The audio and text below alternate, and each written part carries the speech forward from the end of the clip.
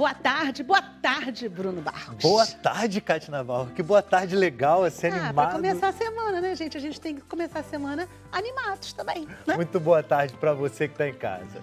Isso, gente. No Sem Censura de hoje, nós vamos falar de mulheres no samba, cirurgias com robôs, teatro e artes plásticas.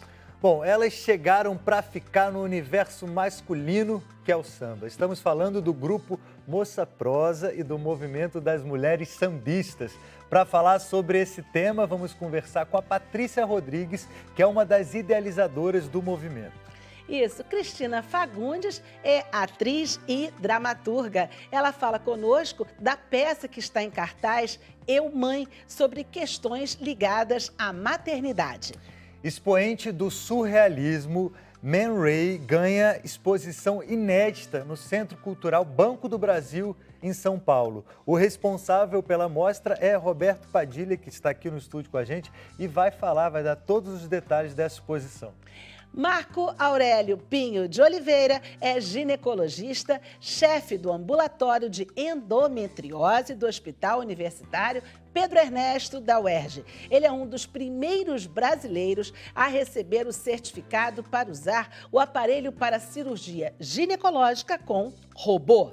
Você aí de casa está super convidado a participar do programa. É só colocar a hashtag Sem Censura nas redes sociais ou então mandar uma mensagem via WhatsApp. O telefone é 021 99903 5329. Bem fácil, né, Cátia? Muito fácil de participar. E eu e Bruno Barros convidamos vocês a entrarem conosco nesta roda que vai virar agora o Sem Censura. Uma boa roda de samba, não é isso, meninas? Olá. É isso, boa tarde. É isso. Não é? Boa tarde. Antes de vocês começarem a alegrar o nosso estúdio, vamos às apresentações de vocês. Meu nome é Fabiola Machado, sou cantora do grupo Moça Isso. Prosa.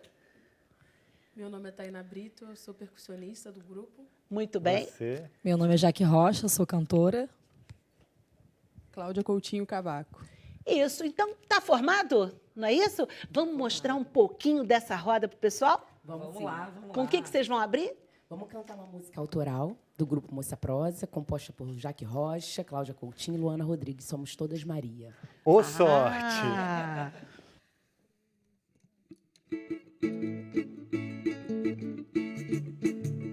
Somos todas Maria, seja onde for, onde brota Maria, floresce o amor. Somos todas Marias, seja onde for, onde brota Maria, floresce o amor. É chegado o momento da união, todas juntas, braços dados, histórias e mãos. O caminho é de luta e muito chão, mas ninguém nos derruba, eu não caio não. Somos todas Marias, seja onde for, onde brota Maria, floresce o amor. Somos todas Marias, seja onde for, onde brota Maria, floresce o amor. Ai, que lindo! Gente, mas que refrão maravilhoso é esse que dá vontade da gente sair cantando com vocês, nós mulheres aqui então, né não? Somos todas Marias, não é isso? É isso. E Pois é não. muito poético, porque onde se fala Maria, floresce amor. Ah, muito bonito, gente. Falando da união das mulheres, da necessidade que a gente tem hoje de estar juntas, unidas. Eu acho que a ideia é essa, é que a gente tem que estar juntas nesse movimento, em estar fortalecendo o samba e as mulheres que estão nesse caminho do samba, né? E, de certa forma, também, a gente fortalece esse poder de maneira delicada, Sim, não sim, é? com amor. Ou seja, mostrando que tudo isso é possível, né? Através do som, da música, de uma música brilhante que vocês fizeram aqui para abrir a nossa tarde. Todas vocês tocam no grupo o tempo todo? Sim. Todas nós. Além de cantar, a gente faz percussão de efeito também, todas nós. Bom, vocês voltam no final do programa, Tá ótimo. não é isso? Pois Com é. mais samba para nós. Bruno Barros também já ali. Só né? no dedinho Só no aqui, ó. dedinho. E a gente vai conversar agora com a Patrícia. Patrícia Rodrigues idealizou isso tudo, é verdade, junto com elas? Como é que foi que nasceu essa ideia? Boa tarde, Cátia, Boa tarde. Bruno, boa tarde a todos. Boa tarde. Na verdade, o movimento das mulheres sambistas ele vem do Dia da Mulher Sambista, que eu idealizei com outras mulheres a primeira comemoração. Foi uma lei que foi aprovada no início desse ano, incluindo no calendário oficial da cidade do Rio de Janeiro o Dia da Mulher Sambista. A gente fez uma comemoração na Cinelândia, foram mais de 5.000 pessoas, mais de 100 artistas se apresentando. E aí, passado isso, a gente viu que existia uma necessidade das mulheres se organizarem no meio do samba, se fortalecerem, se unirem. E aí surgiu um movimento, não é só... Eu não fui a única que pensamos juntas, é um movimento coletivo, muito múltiplo. Eu acho que vale a gente contar para o pessoal que está em casa um detalhe dessa data de aniversário desse movimento, porque não é simplesmente uma data, né? Na verdade, é a data de aniversário da Dona Ivone Lara. É isso mesmo? É isso mesmo. Acho que hoje, eu falo sempre, né, que nenhuma mulher sambista se incomoda de ser no aniversário da Dona Ivone Lara, porque ela é nossa maior representante, né? 13 de abril. 13 de abril, ela comemoraria aniversário. A data foi proposta 2 dias depois do falecimento dela, no passado, no dia 17 de abril, se eu não me engano. Surgiu de uma brincadeira na internet, eu vi que amanhã tem vários quadros de internet aqui. Surgiu de uma provocação de uma página, e aí um vereador nosso, Tarcísio Mota, protocolou a PL e foi aprovada. A gente, em janeiro, aprovou e está no calendário oficial da cidade. E Dona Ivone Lara, a gente já falou sobre isso aqui no Sem Censura, mas é sempre bom repetir essa história para quem não lembra ou quem esqueceu. No início da carreira, Dona Ivone Lara não podia assinar os sambas que ela fazia, porque samba era coisa de homem e ela sempre foi muito inteligente, então fazia, mas tinha uma outra pessoa, acho que era o primo dela, né, que assinava os sambas por ela. É isso mesmo, o primo dela. Ela, na verdade, entrou no samba já depois de já ter uma carreira formada, né? Ela era enfermeira.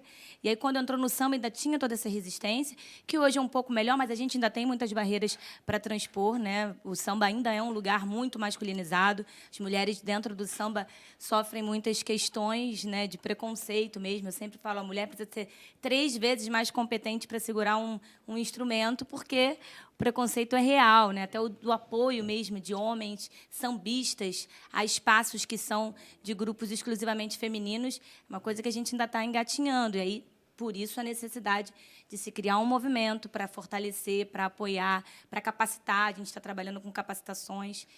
Hoje, o Moça Prosa está aqui com a gente porque é um grupo que está fazendo um financiamento coletivo para gravar o seu EP, o primeiro clipe, que é uma coisa relativamente mais comum para homens no samba, né? Eles conseguem chegar nesse patamar de gravar, de aparecer, de estar nas mídias muito mais fácil do que as mulheres. A gente tem, como Dona Ivone Lara, muitas outras mulheres que já caminharam muito para a gente estar aqui hoje, e até para a gente estar aqui se organizando enquanto movimento.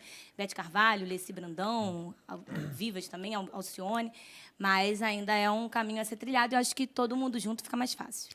Vamos explicar, então, para o pessoal que está em casa ou então está na internet vendo a gente, essa questão da importância de um financiamento coletivo, como é que ele acontece. Quem quiser, por exemplo, estar assistindo o programa, poxa, eu gostaria de ajudar essas moças, porque eu também sou uma sambista, eu poderia me inserir nesse grupo. Como é que eu faço? Bem, hoje o financiamento das meninas do Moça está no benfeitoria.com/moçaprosa. A gente quer deixar claro que o movimento ele é um movimento para todas as mulheres no samba. Então, se tem outras mulheres sambistas aqui do Rio de Janeiro, por enquanto, que também queiram fazer seu financiamento coletivo ou que queiram estar na nossa agenda, toda segunda-feira a gente lança a agenda dos grupos de mulheres que estão fazendo samba, estamos à disposição. O financiamento coletivo, na verdade, é uma vaquinha que as pessoas que não têm condição de bancar o seu próprio trabalho ou que não conseguiram acessar algum edital que proporcione isso, fazem com o seu público base ou com públicos simpatizantes para poder viabilizar um trabalho, né? E no caso do Moça, é o CD, um clipe e um show de lançamento. Então, assim, é comum não só no samba, não só na música, existem pessoas que fazem peças com financiamento, gravam enfim, programas com financiamento, tem livro que é feito com financiamento coletivo. É uma forma de viabilizar, né? Porque a gente, hoje, até tem leis de fomento ao samba, em esfera municipal e estadual, mas não tem, efetivamente, uma destinação de verba da cultura para o samba. Então, assim, o samba ainda é muito popular, até bastante marginalizado. Então, se não tiverem iniciativas como essa, a gente dificilmente, principalmente um grupo de mulheres, consegue chegar aos streamings da vida, né? E o samba tem uma questão também, nós tivemos o Dudu Nobre recentemente aqui, quarta-feira passada, ele estava falando da questão do apadrinhamento, que ele foi apadrinhado pelo Zeca, enfim, e que depois ele apadrinhou o Mumuzinho e outros sambistas que estão aí acontecendo. Com as mulheres, como é que funciona esse apadrinhamento? Eles só estão ali na panelinha deles, dos machos, ou eles apadrinham também mulheres? Homem ainda não surgiu nenhum. Né? As mulheres se amadrinham, né? Homens ainda não surgiu muito, não. A gente está até aberta, Zeca Pagodinho, Dudu Nobre, Mumuzinho, quem está aí fazendo sucesso, se quiser amadrinhar a gente, o movimento, a gente está aberta. Mas foi muito legal, porque assim, o grupo ele tem um grupo de pesquisa dentro do nosso movimento. E a gente, toda quarta-feira, lança Mulheres para se Orgulhar. E a gente fez até ficou arrepiada, a gente fez ficou muito bonito sobre a Alessi Brandão, e que hoje acho que é a nossa maior sambista em atividade, né? E ela gravou um vídeo de apoio. E a gente tem outras mulheres famosas já nesse meio que nos apoiam. A Tereza Cristina é uma mulher que está com a gente. A Nilce participou no nosso Dia da Mulher Sambista, junto com muitos grupos de negras de raízes, Samba que Elas Querem, o próprio Moça Prosa. Beth Carvalho chegou a conhecer? Beth Carvalho não chegou a conhecer. Não chegou a conhecer. Acho que ela ia adorar essa ideia, Na verdade, ela ia adorar. Ela já estava doente quando começou a movimentação do Dia da Mulher Sambista, que foi de onde nasceu o movimento. As meninas tinham tido contato com ela muito pouco tempo antes, já acamada. A gente chegou a propor. Só que, volto a falar, então, um pouco de financiamento coletivo, um pouco de recursos. A gente fez um evento muito de guerrilha, sem apoio. A gente fez uma vaquinha para realizar primeiro Dia da Mulher Sambista na Cinelândia. Mas, para trazer Beth na situação que ela estava, a gente teria que ter uma estrutura muito grande, né, de CT imóvel, de deslocamento, que a gente, infelizmente, na ocasião, não conseguiu. A gente tinha uma moção honrosa também da Câmara dos Vereadores para entregar para a Elza e caímos na mesma questão, essa questão de estrutura mesmo, né? Não dava para trazer uma pessoa que já estava no estado que ela estava, né? Um médico pode dizer melhor que eu, para a rua, para uma praça, na Cinelândia, lotado, sem que tivesse uma superestrutura para isso. Patrícia, e além da vaquinha, enfim, da participação que a gente pode ter, porque, de certa forma, quando a gente participa disso, a gente também se sente responsável, né? E dá para aplaudir muito, assim, quando a gente vê que aquilo segue, aquele projeto segue. Mas e as apresentações delas? Se eu quisesse assistir um show, enfim, isso é uma coisa também que vocês têm permanentemente planejada? Então, não só do Moça, né? O movimento ele está trazendo toda segunda-feira a agenda das mulheres e do grupo, não só grupos, né, mas de mulheres também, Marina Ira, Simone Costa, Ana Costa, tem muitas mulheres que têm as suas próprias rodas de samba. Então, toda segunda-feira a gente divulga. Essa é a terceira ou quarta segunda que a gente vai divulgar. E a gente ficou impressionado com a quantidade de rodas e de movimentos exclusivamente de mulheres que estão se proliferando. A gente acha que não tem ou que tem pouco. E, assim, a cada semana são mais e mais e mais. As agendas são semanais. Então, assim, às vezes a gente tem 10 apresentações de mulheres sambistas na cidade em uma semana. E a gente está fazendo só Rio de Janeiro, né? Então, tem muito samba de mulheres, vá samba de mulheres. Moça Prosa tem uma residência fixa, que é o terceiro sábado do mês, no Largo de São Francisco da Prainha, não sei se vocês conhecem, zona portuária do Rio de Janeiro, um lugar incrível, elas levam milhares de pessoas também para as ruas. Terceiro sábado do mês. Todo terceiro sábado do mês, Isso. Que horas? De 17 às 22. E o nome Moça Prosa, por quê? E aí, acho que elas podem contar melhor. Alguém responde aí para nós? Então, o Moça Prosa ele nasceu na Pedra do Sal, né, que é um local de resistência do samba carioca, da cultura negra carioca, e lá existia uma oficina de mulheres. O Wagner Silveira ele montou uma oficina de mulheres, da onde nós saímos. Éramos 12 mulheres, e ele falou, com muito pensamento na música Moça Rosa Morena, também com esse pensamento do Caymmi. Então, ele falou, não, vocês vão se chamar Moças Prosas, vocês são muito proses. Então, começou nessa história, uma brincadeira, né? E aí a gente está há 7 anos levando esse nome e lembrando sempre da música do Caymmi, que faz relação com o nosso nome. Ô sorte! Tornando, de fato, o nosso movimento prosa. Né? Porque, de certa forma, se a gente for pensar, não é só moça prosa, porque eu acho que vocês podem ser prosas, sim, porque fazem um trabalho muito bom, mas também porque tem a ver com conversa, com uma boa prosa, não é? É tão leve de ouvir vocês cantarem, né? O som também. Então, é como se vocês convidassem por uma boa prosa total com vocês, né? E, além disso que vocês cantaram pra gente, o Ela está falando, a Patrícia está falando do show também, o que vocês sentem mesmo no espetáculo? A receptividade do público. Na verdade, é muito engraçado a mudança do público que a gente teve de 2012 até hoje, né? Antes, as pessoas iam para o nosso show com curiosidade, para saber o que a gente estava fazendo naquele lugar, que sempre foi uma resistência do samba masculino, tradicional do Rio de Janeiro. E hoje, passado ao longo dos anos, esse público mudou completamente. Hoje são mais de 80% mulheres, homossexuais, homens, famílias inteiras. Então, assim, a gente tem naquele ambiente de samba a diversidade total, né? E, assim, é muito interessante porque as mulheres se sentem muito representadas e, a partir dali, também querem tocar um instrumento, se veem capacitadas, capazes de fazer aquilo também. Então, é muito importante, tanto para elas, que nos motivam quando a gente está ali tocando, vendo que também está sendo uma possibilidade de transformação da vida dessas mulheres, elas também sentem vontade de fazer o mesmo, né? Se sentem representadas. E todas vocês tocam desde cedo, desde jovens, ou vocês se capacitaram ao longo do tempo? Algumas tocam desde o início, outras foram se capacitando, né? Eu sou filha de compositor, agora estou tocando violão, mas canto desde criança. Cada uma de nós tem um movimento, uma estrada. A Tainá, ela toca desde pequena na escola da Vila Lobos, né, com o mestre Rico, desde muito pequena. Na verdade, eu a conheci ela aos 13 anos já tocando. A Claudinha veio de Brasília, já tocava em Brasília. E eu nunca tocava, eu cantava, né? Então, quando eu vim para o grupo, eu fui convidada para cantar com as meninas, mas foi uma troca de aprendizado. Acho que nós aprendemos muito ao longo desses 7 anos, né? Tainá, você não podia dar um toque de pandeiro para o pessoal que está em casa saber o que nós ouvimos aqui antes? Porque eles não vão saber se você não fizer. Poderia? Então, vamos lá, vamos mostrar essa arte prosa, né? Não, sozinha, é um desafio.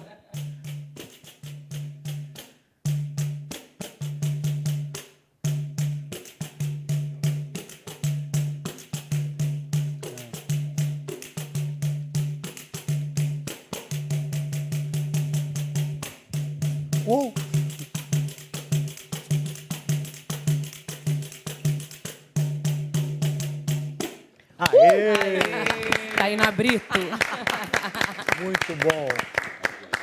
Vocês realmente podem se dizer moças prosas, Sim, não é? sim, Porque bastante. a apresentadora faz um desafio desse num programa ao vivo e Tainá recebe, não é? Recebe com uma elegância e vai até o final com muita dignidade.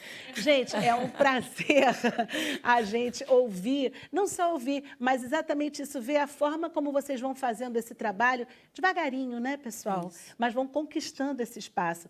Patrícia, essa questão da capacitação que elas estavam falando, algumas desde pequena tocam, outras não. O que você sugere para outras moças, por exemplo, que nesse momento assistem o programa e estão com uma vontade danada de aprender?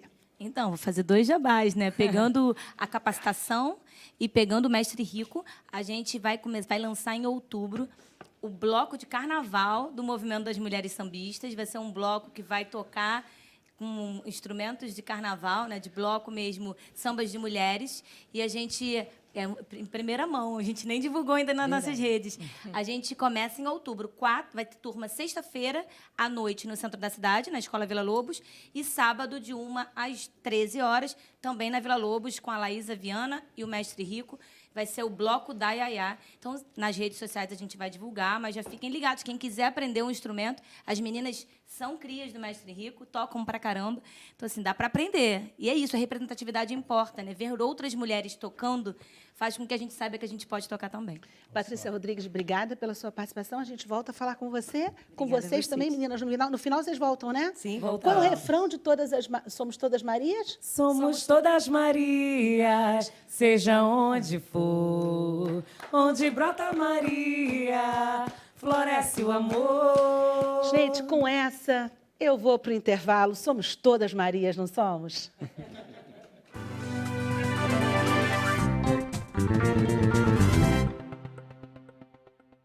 Massura para falar agora da era da tecnologia unindo a medicina.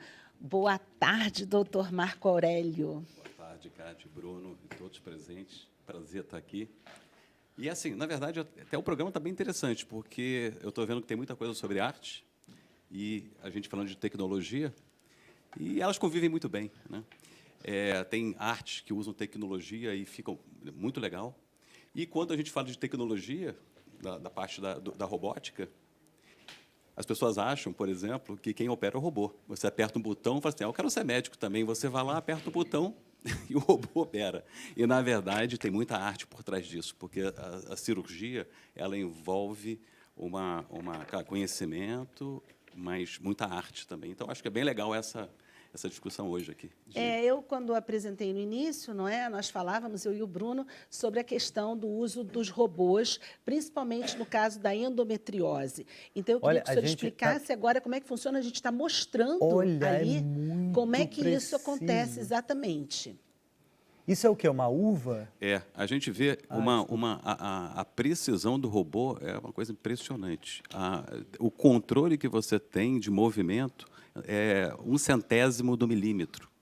A precisão que a mão tem, então você não treme, você tem uma precisão impressionante com o uso da robótica.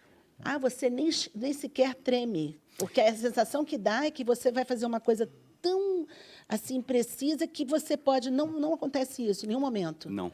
Inclusive, se o cirurgião tiver algum tremor fino, por exemplo, isso é eliminado pelo robô, porque ele entende o movimento que você está fazendo e você pode regular, inclusive, por exemplo, eu ando aqui 3 centímetros, lá dentro só anda 1 centímetro. Ele consegue e não treme absolutamente nada. A precisão é muito grande. Agora, doutor Marco Aurélio, a gente vive aqui no Brasil a 4ª geração de internet, aquele 4G que fica em cima do celular, quem tem smartphone. Está chegando daqui a pouquinho, já tem vários países no mundo que tem o 5G. Com o 5G no Brasil, esse tipo de cirurgia fica quase que sem limite, assim, né? Isso é uma pergunta interessante, porque o robô, o que ele tem, é uma cirurgia minimamente invasiva, como as pessoas conhecem com a videolaparoscopia, em que você não precisa fazer aquele corte grande. Então, você coloca furinhos e você acopla o robô, em que a gente movimenta com essa delicadeza. Temos uma visão 3D espetacular, em Full HD. Então, a precisão é muito grande. E aí, a sua colocação é bastante interessante, porque, além desses recursos que a gente tem, possibilita, e já foi feito no mundo, cirurgia à distância. Então, você pode operar à distância com um cirurgião muito experiente, em um local em que não tem um cirurgião experiente naquela cirurgia, por exemplo, à distância. É claro que, hoje, a gente faz a cirurgia tipo a 5, 10 metros do paciente. Nós temos uma visão direta, estamos ouvindo o que a equipe está falando, e tudo cabeado, com cabo de alta tecnologia. Mas é possível, sim, fazer por internet. É claro que isso tem que estar muito bem equacionado, a parte tecnológica, porque é muito sério, né? Você operar um paciente, então não pode ter falhas, né, que costuma acontecer com perda de sinal, por exemplo, né? E como é que funciona na prática? O senhor acaba de dizer que o senhor está distante do paciente. O senhor está pertinho desse robô ou o senhor está como se fosse um controle remoto e lá, a partir desse seu controle, é que ele vai ser acionado? Isso, exatamente.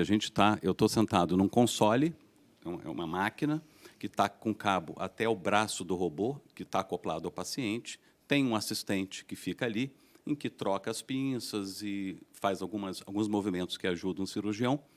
Mas o controle, eu estou vendo, então, nessa máquina, em 3D, todo o meu movimento que eu faço na mão, inclusive com a articulação do punho, é feito lá dentro, porque a videolaparoscopia hoje tradicional é como se fosse aquele palitinho do comer japonês. O que é videolaparoscopia? A videolaparoscopia, né? É aquela que o pessoal conhece como a laser, mas, na verdade, a cirurgia não necessariamente é a laser.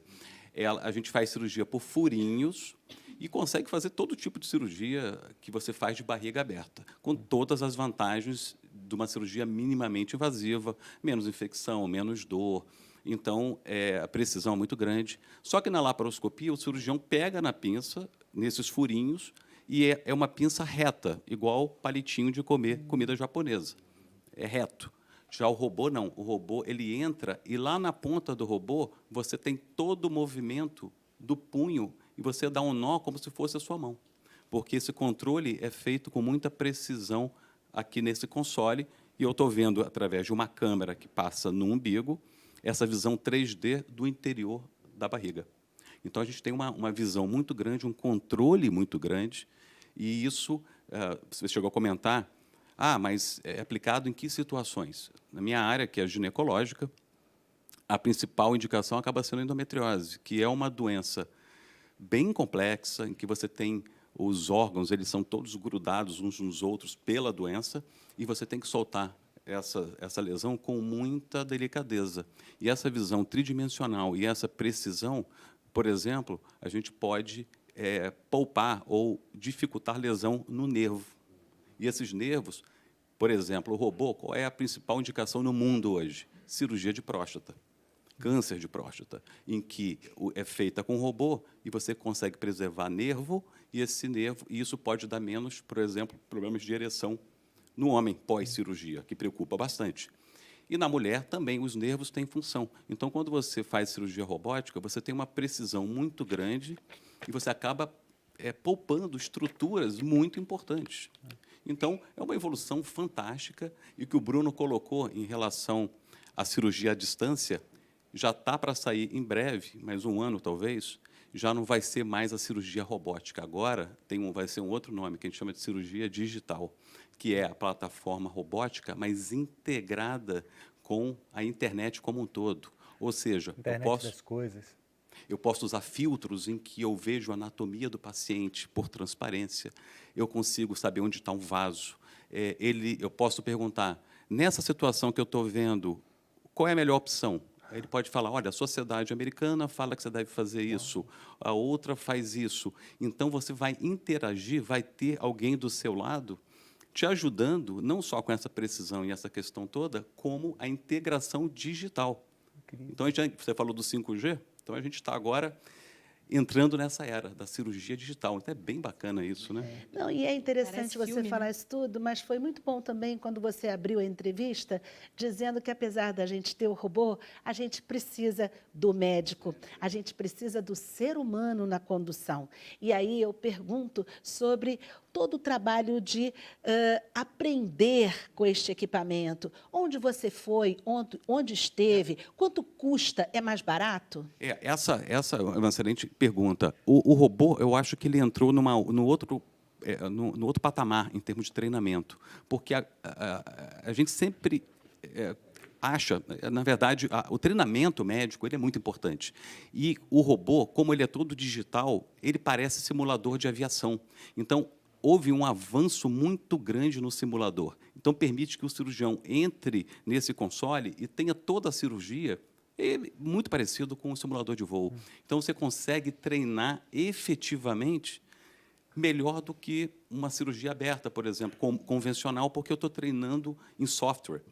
Depois, você pode ir para objetos inanimados, como aquela uva que vocês viram, e depois em animais também, que você faz toda a dissecção. Então, é um treinamento árduo, não é tão fácil, você tem que treinar bastante, existem provas que você tem que fazer, né, que são bastante elaboradas, e no Brasil já temos centros de treinamento, porque na época em que eu fiz, basicamente só tinha fora do país, e se bem que o meu treinamento foi em 2008, então aí já tem 11 anos. Só que no Rio de Janeiro, efetivamente, o robô só começou a funcionar em 2011, que foi até em hospital público, porque você perguntou do preço, né? Robô é uma tecnologia cara, bastante cara ainda, né? Não é, ele está na casa de 1 ou 2 milhões de dólares, mais ou menos o custo, né? Então, é uma cirurgia que tem que ser muito bem indicada para que você possa beneficiar os pacientes que realmente precisam dessa tecnologia, né? Só que hoje a gente já tem, assim, então só quem tem muito dinheiro pode fazer. Bem, não é verdade. Hoje você tem robô no INCA, que é público, você tem robô no Marcílio Dias, que é público, na Marinha, né? Enfim. E nós temos agora, recebemos esse ano, lá no Hospital Universitário Pedro Ernesto, que é da UERJ, que atende 100% SUS, né?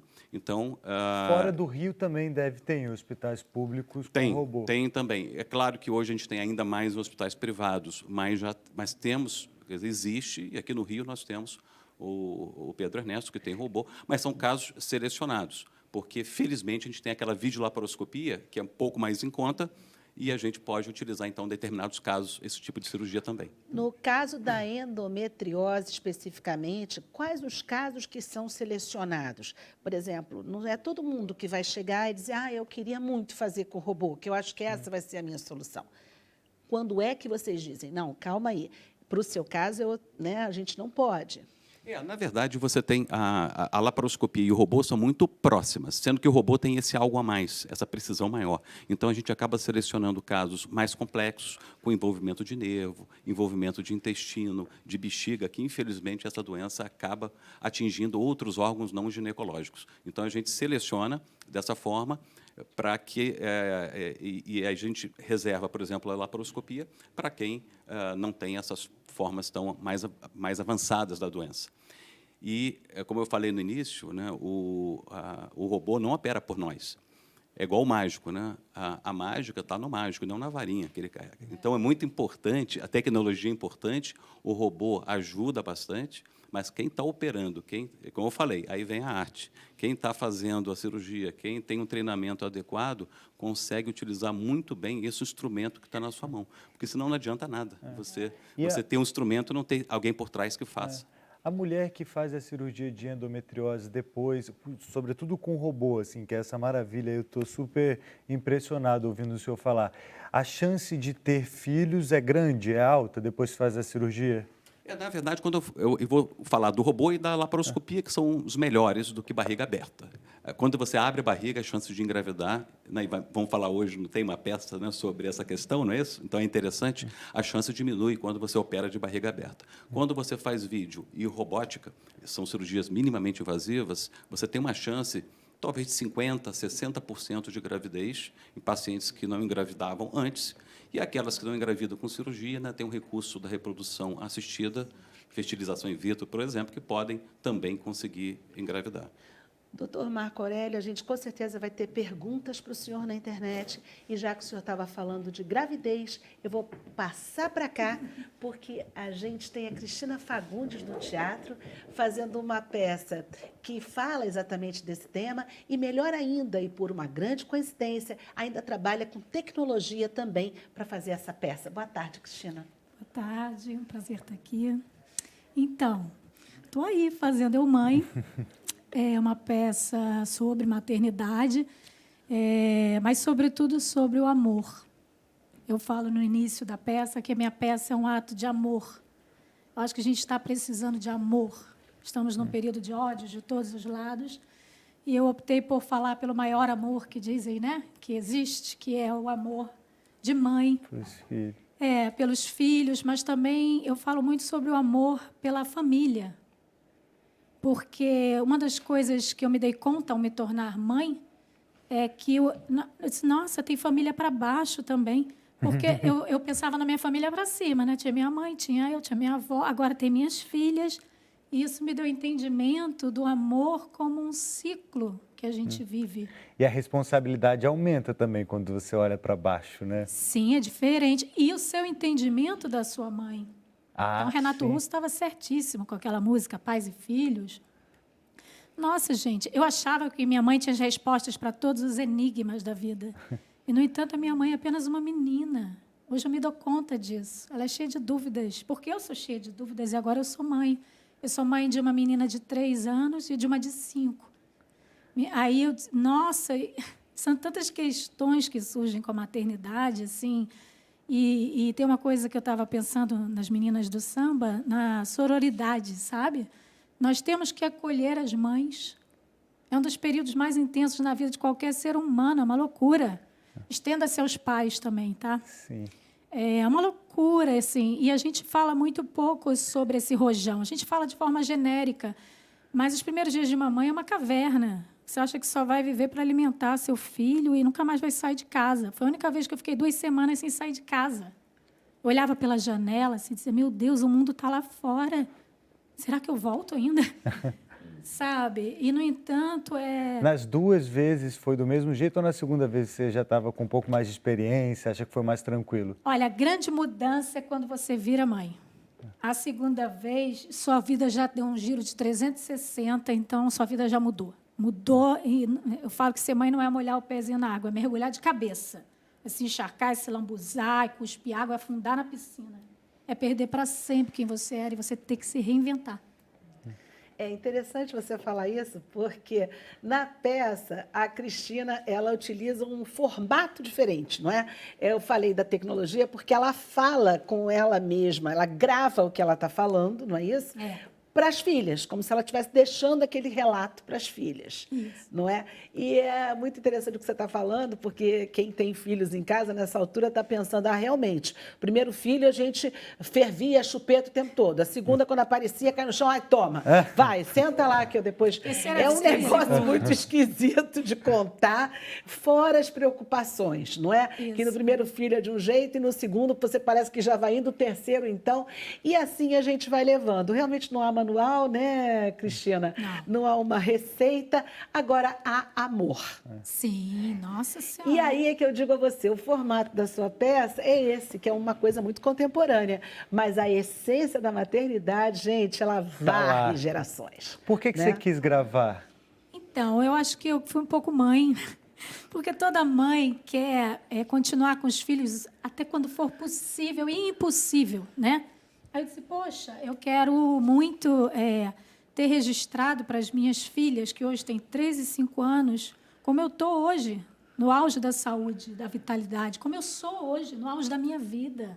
Eu quero que a peça foi criada e está sendo gravada todos os dias para minhas filhas assistirem só lá no futuro, quando elas forem adultas. É uma cápsula do tempo. Eu não posso seguir junto com as minhas filhas, o meu tempo é outro, eu vim primeiro.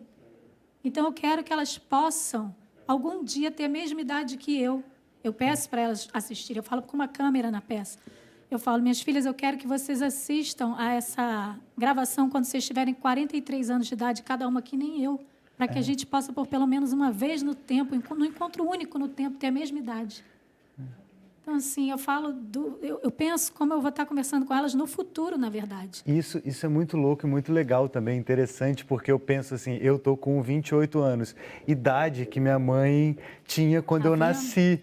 Então, e assim, quanta coisa eu não sei, quanta coisa eu preciso aprender, quanta insegurança eu tenho. E minha mãe, certamente, enfim, no mundo menos globalizado e tal, tinha mais inseguranças do que eu tenho hoje. Então, é legal isso, né? Para você saber a sua mãe na idade que... Nós somos meninos. Essa é a minha grande descoberta com a maternidade. Nós carregaremos eternamente o assombro da juventude. Um velho que a gente vê na praça, ele é ainda um menino. Ele tem sonhos futuros como eu. Eu descobri uma coisa muito importante quando eu tive a minha primeira filha, vendo ela pequenininha no meu braço. Eu me dei conta, assim, de repente, eu prestei mais atenção, caiu uma ficha, eu disse, nossa, todos nós, você em casa também, todos fomos bebês um dia. E depois que eu pensei, comecei a andar na rua pensando nisso. Eu disse, nossa, a diretora da creche era um bebê, o bêbado do bar era um bebê, gente. O homem que me cortou aqui na São Clemente, um bebê. Depois que eu me dei conta disso, eu descobri que eu não sou mais capaz de odiar ninguém. Porque odiar bebês não se pode, né? Então, assim, eu me dei conta de que todos fomos e somos indefesos e precisamos de amor a vida inteira. Então, uma das grandes mensagens da minha peça é que você deve falar as coisas para as pessoas que importam para você enquanto você pode. Eu falo isso. E a peça ela é toda baseada realmente na minha vida. Eu digo, no teatro a gente mente para chegar na verdade. Dessa vez eu estou fazendo pior, estou dizendo a minha verdade para chegar na verdade. Porque a peça não tem personagens. É o meu marido. Aliás, Marcelo, queria dizer para você que eu te amo, tá? É ao vivo o programa. Você vai chorar agora, tá? Eu te amo, tá? A gente teve uma briga no fim de semana. Olha aí, meu Deus. Reconciliação em rede nacional. Então, vou fazer uma pergunta para ajudar a reconciliação. Como é que foi o papel dele de pai? Ele te ajuda muito? Ele é um pai como deve ser? Marcelo é tão bom pai que ele tinha medo de ser pai. Ele tinha medo de não dar conta. E aí, quando eu vi o pai que ele era, quando eu tive a minha primeira filha, eu falei assim, esse homem não pode ser pai de um filho só, um desperdício, vou ter outro filho com ele. Aí, liberei geral e tive minha segunda filha, porque eu disse, gente, não pode deixar esse homem passar sendo pai de um só. E aí, assim, eu falo muito sobre a Vocês paternidade. dividem tarefas? Tudo, nossa senhora. Agora, é legal você ter falado isso e você ter dito aqui em rede nacional, a gente brigou no final de semana. Isso é natural. Agora, quando se tem filho, gente, que todo mundo diz assim, vai ser um paraíso, vocês vão encontrar o amor eterno com este bebê, que é o símbolo do amor de vocês. É verdade. Agora, nós também vamos discordar sobre esse bebê em algum momento, sobre os filhos. E aí é muito natural também, né, Cristina, que haja essa alternância. Ele acha uma coisa, você acha outra. Isso não, enfim, não termina o amor aí. Mas é uma confusão danada, né? É assim, o meu marido, ele é super ligado nos horários dos remédios, ele é assim, super Caxias. E eu sou mais easygoing, né? Eu sou mais assim. Então, na verdade, as nossas brigas são assim, ele quer que eu seja mãe de pracinha, e eu não sou mãe de pracinha. Então, eu falo, não sou mãe de pracinha, não sou mãe de pracinha, tá? Não sento no chão, não monto quebra-cabeça, porque cada mãe é uma mãe. E vocês têm que respeitar as mães que vocês são. Nós temos que entender que mãe que a gente é, porque a gente vai fluir melhor na nossa onda, né? Como a gente é. Porque eu sou mãe que gosta de contar história, entendeu? A minha onda é outra, mas, assim, a gente se completa, né? Cada um. Cristina Fagundes, quem quiser assistir você no teatro com toda essa simpatia, sinceridade e conhecer a mãe que você é, para até encontrar a mãe, né, que a gente também é, como é que faz? Então, gente, venham assistir minha peça. Eu estou na Casa Rio. Quarta agora tem, quartas e quintas até 10 de outubro, 8 da noite, em Botafogo. Vejam minhas redes sociais, Cristina Fagundes 100. Tá tudo da peça lá. Vem assistir que vocês vão se emocionar. É linda de morrer, te juro. Fica aí o convite, então, da Cristina. A gente, no Sem Censura, a roteirista Liara Velar, no outro dia, teve uma conversa e estava dizendo que ela ouviu que a melhor mãe do mundo é aquela mãe que é muito feliz, porque se ela está feliz, ela consegue fazer feliz aos filhos também. Então, com essa frase, eu vou para o intervalo e digo que o Sem Censura volta já.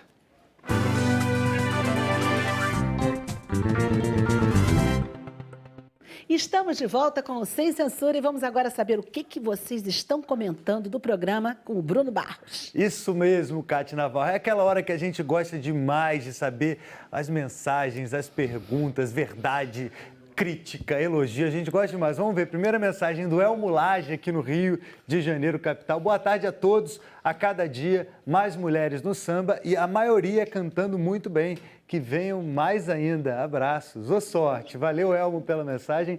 Pode rodar. Agora tem a Thelma Barros. Será que é minha parente? Acho que não. Thelma Barros, aqui do Rio de Janeiro. Olá, boa tarde. O espetáculo Eu, Mãe, da Cristina Fagundes, é lindo, sensível, emocionante. Um belo espetáculo que ninguém deve perder. Um abraço forte. Olha, a dica da Thelma, você vai assistir o espetáculo da Cristina, que está em cartaz aqui no Rio de Janeiro. Agora parece que a gente vai saber o que está rolando no mundo do esporte com Paulo Garritano. É isso, Paulo? Muito boa tarde.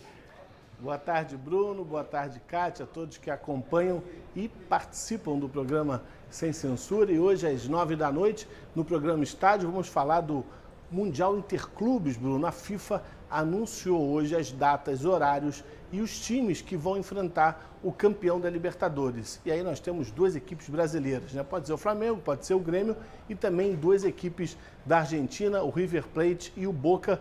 As semifinais acontecem mês que vem. E claro, o grande assunto esportivo dessa segunda-feira, que foi o fim do primeiro turno do Campeonato Brasileiro, onde o Flamengo ficou na frente, venceu, é o campeão simbólico desse primeiro turno, com a vitória em cima do Santos. A partir dessa semana começa o segundo turno, um dado importante, né? Nos últimos 16 campeonatos, Bruno, as 12 equipes que ficaram na frente acabaram sendo campeã no final, então o Flamengo aí está com uma boa chance. E tem também, né? Vocês estavam falando, a Cristina Fagundes está falando de reconciliação, teve a tentativa de reconciliação do Neymar com a torcida do PSG.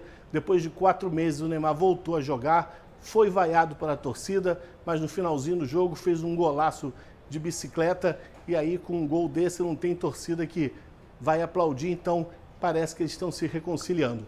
Grande abraço, Bruno. Vocês aí estão com esse belo grupo, né? Moça Prosa, lá no estádio, a gente vai estar com a torcida do Flamengo, que também está muito prosa pela liderança. Muito obrigado, Paulo. Maravilha de entrada. Valeu. Amanhã você está de volta. E você em casa continua participando do nosso programa pelas redes sociais. Tem hashtag Sem Censura, tem o WhatsApp também, que é 021 999035329. Cate Navarro. Paulo Garritano, obrigada, né? O seu bom humor, a sua simpatia levaram aqui os convidados também a rir muito com a torcida do Flamengo, com o Neymar, enfim. Não é isso, Roberto Padilha? A reconciliação, não é? E a gente também está aí numa reconciliação com a exposição Man Ray no Brasil. Vamos explicar? Exatamente. Boa tarde, Cátia, boa tarde, Bruno, boa tarde, colegas entrevistados, boa tarde, espectadores. Né? A exposição Man Ray está no CCBB, é um recorte da obra de Man Ray, né, no momento em que ele residiu em Paris, que foi de 1920 até 1940. Né? Man Ray é um artista assim, que é muito importante para um movimento surrealista do início do século XX, né? E talvez no Brasil a gente conheça alguns outros participantes daquele movimento, foi o Picasso, o Duchamp, mas a gente percebeu que o Man Ray não era tão conhecido no Brasil, né? Então a gente trouxe assim, uma quantidade substancial de obras dele para apresentar ao público brasileiro e tornar ele assim mais conhecido, né? E estas obras, onde é que elas estão expostas? Elas estão expostas no CCBB de São Paulo, agora até o dia 28 de outubro, né? Um projeto selecionado pelo edital do CCBB, e depois ela segue para Belo Horizonte. E são muitas obras, não é? São 255 obras, que é um universo bastante grande da obra de Man Ray, né? Você tem ali desde as obras mais icônicas dele, né? Que são as obras mais importantes, né? Que é interessante porque o Man Ray está muito dentro do imaginário do público brasileiro, mas as pessoas não relacionavam o nome à pessoa, entendeu? As pessoas viam uma determinada imagem, quando olharam, diziam assim, isso aqui é Man Ray, eu não sabia, entendeu? Então, está sendo uma surpresa boa, porque grande parte das pessoas já conhecia Man Ray, mas não sabia que ele era o autor daquelas imagens. Né? Qual é a grande importância de um artista como ele? Olha, ele foi um revolucionário no início do século XX, né? Então, como todo revolucionário, era uma importância, né? A gente estava aqui falando de tecnologia com o Marco Aurélio, com a Cristina, né? Naquela época, ele começou a desenvolver algumas técnicas de fotografia que eram absolutamente revolucionárias, né? Então, uma das técnicas de fotografia, então, que ele chamou até com o próprio nome, raiografia, né? Então, quer dizer, as pessoas não entendem muito bem o que é uma raiografia, na realidade, é uma referência ao próprio nome dele, que ele chamou a técnica com o nome dele, né? Então, você tem ali a coisa da tecnologia num determinado momento, né? A gente faz até uma experiência interessante lá no CCBB, que é o seguinte, para contextualizar no momento atual, o que é. O Man Ray, ele fez uma fotografia dele próprio, com uma máquina fotográfica, que era um Trambolho naquela época, né? Se fotografando num espelho. Quando você fotografa com uma máquina fotográfica, se fotografa no espelho, o que você está fazendo? Você está fazendo um selfie, né? Então, a gente está convidando o público para fazer selfies no hall do CCBB. E está sendo um sucesso, está criando fila, as pessoas estão super interessadas, porque elas se inspiram naquelas imagens que o Man Ray criou ali para fazer uma brincadeira de selfie, né? A gente está mostrando agora para o público. Aí você tem um panorama da exposição, que tem um público visitando a exposição. Aqui é um filme, o Man Ray não era somente fotógrafo, mas ele fazia vídeos, fazia filmes, né? Ele fazia objetos, enfim, era um artista bastante múltiplo, né? E a gente está apresentando esse panorama todo na exposição. E sobre a vida desse homem, desse artista, o que você pode contar para a gente, curioso? Olha, ele nasceu americano, tá? O nome dele era Manuel Radzinski, né? E ele era judeu, então tinha um certo problema, assim, naquela época já havia um certo problema, então por conta disso ele fez uma abreviada no nome dele. Então Man Ray é uma abreviação de Emanuel Radzinski, né? Então muita gente pergunta assim, se Man Ray é uma coisa, um homem-raio. Não tem nada a ver, apenas um apelido que ele inventou para ele próprio, né? Ele até 1920 ele desenvolveu a arte dele nos Estados Unidos, né? E ali então ele conheceu o Duchamp, e o Duchamp convenceu ele para Paris, porque em Paris ele daria asas, a imaginação dele ele seria muito mais, desenvolveria muito mais, né? Então ele foi para Paris e ali então ele, enfim, soltou tudo e a partir daí ele realizou uma obra extraordinária. Até 1940, quando começou a surgir os primeiros tremores da guerra, né? E aí ele volta para os Estados Unidos. Roberto Padilha, a exposição, por enquanto, só em São Paulo. Você diz que fica até o final de outubro. 28 de outubro, e depois Belo Horizonte. Depois Belo Horizonte. E aí ainda há a possibilidade de vir para o Rio de Janeiro, de ir para outros estados? Eu estou batalhando para isso, né? Mas ainda não está confirmado, não. Por enquanto, nós estamos confirmados Belo Horizonte, realmente. E tem algum site que as pessoas possam visitar, se quiserem conhecer mais? O site do CCBB, né? O site do CCBB, que eu não sei exatamente, mas deve ser www.ccbb.com.br, né? SP especialmente, né? E essa hashtag também está sendo divulgada, as poses que todas as pessoas estão fazendo lá está sendo divulgada. É muito interessante, porque as pessoas são muito criativas. Roberto Padilha, a gente vai continuar falando com você mais um pouquinho no Facebook, não é, Bruno? No Facebook. A gente tem mais 5, 10 minutos aí no Facebook, só interatividade, só você em casa participando, manda sua mensagem que a gente está esperando. Mas na TV a gente volta amanhã, né, Kátia? Na TV nós voltamos amanhã e agradecemos a todos vocês que estiveram conosco e também aos nossos convidados, que hoje foram muito afetivos, não foi? Foi um Sem Censura de afeto. Meninas, vocês terminam o nosso Sem Censura de hoje. Moça Prosa, com o quê? Vamos lembrar o repertório da Jovelina. A gente quer agradecer muito a oportunidade de estar aqui cantando. Vamos lá? Vamos lá, no mesmo manto. Siga Moça Prosa nas redes sociais, Instagram, Facebook. Penso me amarrar, marco bobeira. Vou me banhar, vou me jogar na cachoeira. Não valeu rezar, a noite inteira. Pra me ganhar, pensou me amarrar, marcou bobeira. Vou me banhar, vou me jogar na cachoeira. Não valeu rezar, a noite inteira. Pra me ganhar, me querendo fez pedido pro meu santo, sem saber se debruçou no mesmo manto onde eu me deitei, e pra Xangô me dediquei. Eu sempre me preocupei com meu destino,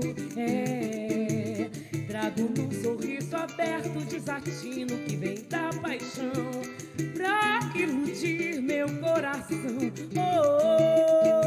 Pintou me amarra, marcou bobeira. Vou me banhar, vou me jogar na cachoeira. Não valeu rezar, a noite inteira. Pra me ganhar, Salve as mulheres do samba. Opa!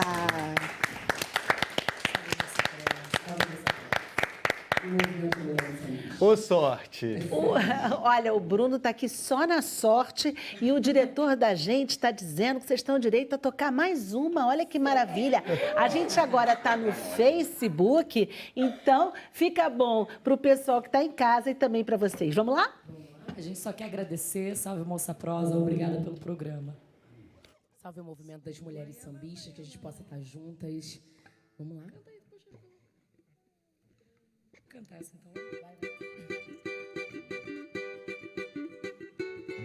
Laia la laia la laia la laia laia la la laia laia la la laia laia laia la laia la laia la laia laia la la laia laia la la laia laia. Tristeza rolou dos meus olhos de um jeito que eu não queria e manchou meu coração. Que tamanha covardia, afivelar o meu peito pra eu deixar de te amar. Acinzentaram minha alma, mas não cegaram o olhar. Afivelar o meu peito pra eu deixar de te amar. Acinzentaram minha alma, mas não cegaram o olhar.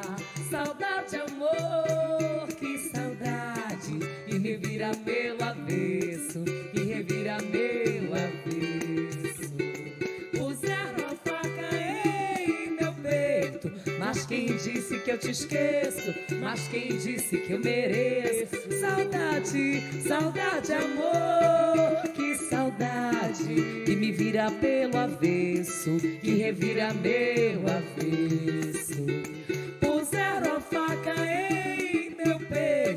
Mas quem disse que eu te esqueço? Mas quem disse que eu mereço? Laia, la, laia. Laia, la, laia, la, laia, la, laia, laia. La, la, laia, laia. La, la, laia, laia.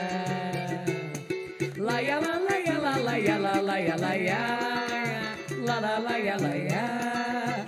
La, la, laia, laia. Obrigada, obrigada. Obrigada. Agora que eu trouxe todo mundo para fazer uma roda de samba de verdade aqui mesmo, acabou a música.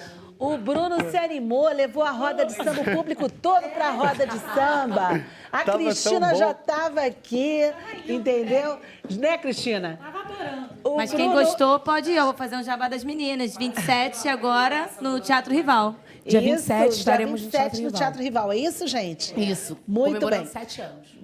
Bruno Olha, Barros vai ver o que o pessoal está falando, não é Pois isso? A é, gente vamos agora já ver. está com os internautas. Primeira mensagem, joga aí na tela. Tcharam, vai abrir. Chegou. Ana Macedo. Parabéns, doutor Marco Aurélio. Excelência cirúrgica na UERJ. Valeu. Leila Maria Araújo. Doutor Marco Aurélio, a cirurgia com robô é mais cara? Se sim, tende a diminuir caso a procura aumente? E aí? Se vai ficar mais barata caso tenha mais procura, né? Provavelmente sim, porque ainda não está, a cirurgia robótica ainda não entrou no rol da ANS. A partir do momento que entra no rol, e eu acho que é questão de tempo, os planos de saúde já pagam a cirurgia robótica e quem tem plano, na verdade, não vai desembolsar mais. Hoje, normalmente, as equipes não cobram mais pelo robô, é que você tem que pagar o robô à parte porque o plano não está cobrindo. Então, o hospital cobra o robô, mas a equipe médica não é mais cara em si. Você tem que pagar o equipamento que ainda não está coberto pelo plano. Por isso que ela é mais cara na prática, hoje em dia, porque você tem que pagar o robô. Não, ainda que eu saiba, não, mas é uma tendência grande, principalmente para procedimentos mais complexos, porque o robô se aplica exatamente o que a gente conversou. Quanto mais complexa, normalmente o robô ele ajuda mais. E aí vai ter que ser feito um trabalho de custo-benefício para saber quando vale a pena pagar pelo robô. Ok. Bruno? Olha, tem uma mensagem agora do Alexandre e é para a Cristina. Ele quer saber se o espetáculo interessa também às pessoas que não têm filhos e aos homens. Sim, totalmente. Porque eu me cerquei de profissionais que não tinham filhos para fazer a peça. Para a gente ter um cuidado com isso. Para que interessasse a essas pessoas também. Então, sim, 60% do público não tem filhos e se emociona demais. Em 20 anos de carreira, eu nunca fiz uma peça em que as pessoas se emocionassem tanto. Eu estou muito impressionada com essa resposta. E as pessoas que não têm filhos se emocionam pelas questões da passagem do tempo, por muitas outras questões que a gente toca na peça, como, por exemplo, quando é que viramos pais dos nossos pais, se as pessoas estão levando a vida que nasceram para viver, qual o tamanho da vida, quem sonha mais, vive mais, quem vive mais intensamente, vive mais.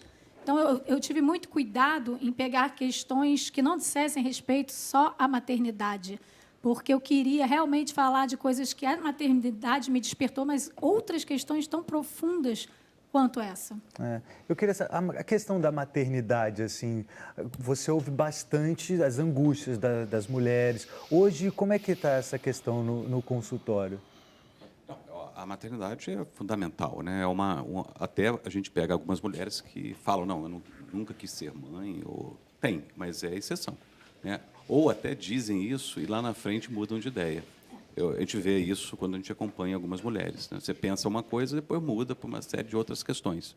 Então, a questão da maternidade é altamente relevante, né? A gente vê, e na verdade, falando da endometriose, que é uma doença que dá basicamente dor e infertilidade.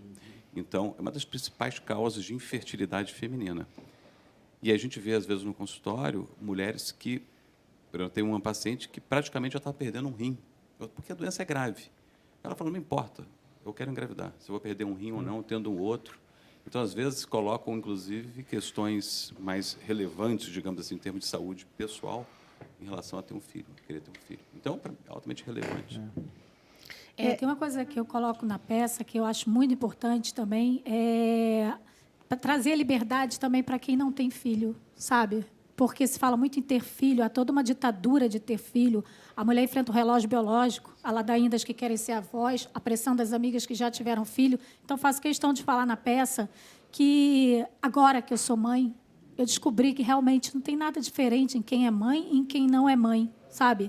Você tem que ter essa liberdade, se cobrar, parar de se cobrar ser mãe, porque isso é uma coisa que oprime muito a mulher. A mulher que não teve filho, ela é muito cobrada, sabe? E eu acho que a gente tem que, claro... E há várias formas de ser mãe também. Você pode adotar, você pode se casar com alguém do mesmo sexo, você pode ter filho com um amigo, ou como for possível, e viva a liberdade. Opa, muito bom. E há também as situações, Cristina, e você falou também, em que às vezes a pessoa não tem um filho, mas ela, ao cuidar da sua mãe, que ficou velhinha ou doente, enfim, ela vira mãe daquela pessoa, não é? Ela pode ser mãe de outras pessoas que não são da sua família. Então, eu entendo o que você diz. É uma coisa maternal que foge ao controle se é biológico ou não, não é? E isso eu acho que faz muito parte do universo da mulher, mas também faz parte do universo das pessoas em geral. Os homens também, né? Muitas vezes são verdadeiras mães. Quantos não são, né, gente? Então, é uma discussão interessante, né, Bruno? Só que para a mulher, eu acho que tem uma cobrança maior do que para os homens, assim. Eu não sei, você é mãe? Eu sou mãe. Você é mãe? Da Maria Flor, de 4 anos. Complementando o que ela falou, eu acho que o mais, e o que ele estava falando, né, eu acho que o mais importante é o poder de escolha. A mulher poder escolher ou não. E é muito bom ver avanços tecnológicos como esse, que proporcionam às mulheres que têm convicção e querem ser mãe de chegar perto desse desejo, né? Mesmo que existam outras maneiras, adoção, a fertilização in vitro, mas já está na barriga, tem lá seu valor, e tem gente que quer, né? Tem quem não quer, mas tem quem quer. Bom que tem evolução tecnológica para isso. Olha aí, tem mais uma pergunta da Edna Pinho, de Feira de Santana, na Bahia. Ela quer saber se a mulher portadora de endometriose, mesmo esterectomizada, pode sentir dor. Pode. Porque, na verdade, o mecanismo de dor é bastante complexo. A endometriose não é uma doença do útero. Então, isso, às vezes, as pessoas acham que, tirando o útero, vai resolver a questão. O útero, muitas vezes, está normal na paciente que tem endometriose. O nome já é esquisito, na endometriose. É bom entender um pouquinho o que é. Ose quer dizer doença. Endométrio é um tecido normal que recobre o útero por dentro. Endometriose é doença quando esse tecido que é para estar dentro do útero está fora do útero. Está grudado no ovário, no intestino, dentro da barriga. Quando a mulher menstrua, toda mulher isso acontece. Parte do sangue cai dentro da barriga, todo mês. Então, desde mocinha. E essas células, em algumas mulheres, 1 em cada 5 vai desenvolver a doença. 1 em cada 5, 20%, 15% a 20%. Então, essa doença, ao longo do tempo, com várias menstruações, vai grudando. O útero pode estar normal, mas ela menstruou através do útero, claro. Então, esse tecido foi acumulando dentro da barriga ao longo dos anos, mas o útero está normal. Então, o que faz o estrago é o tecido dentro dele, no período menstrual, que vai jogando essas células para dentro da barriga. E vai grudando nos órgãos ali dentro. Então, se você tirar o útero e não tirar a doença que está grudada no intestino, no ovário, na trompa, na bexiga, você não resolve o problema. Então, você permanece com a dor e foi tirado o útero que está normal. Não tem absolutamente nada. Inclusive, a gente, na maioria das vezes, não tira o útero no tratamento da endometriose, até porque boa parte quer engravidar. Então, você tira a doença e mantém o útero para que possa até aumentar a chance dela engravidar. Doutor Marco Aurélio, a gente tem muitas perguntas no Facebook, enfim, das pessoas que estão em casa, etc., porque é uma doença que realmente, apesar de ser uma doença conhecida, como o senhor diz, há muitas dúvidas mesmo, e muita gente quer saber. Mas a gente vai deixar para o senhor dar uma olhadinha depois e responder, assim também como a Patrícia, assim também como o Roberto e também a Cristina. A gente chega ao final do nosso programa, agradecendo a participação de todos vocês, tá bom?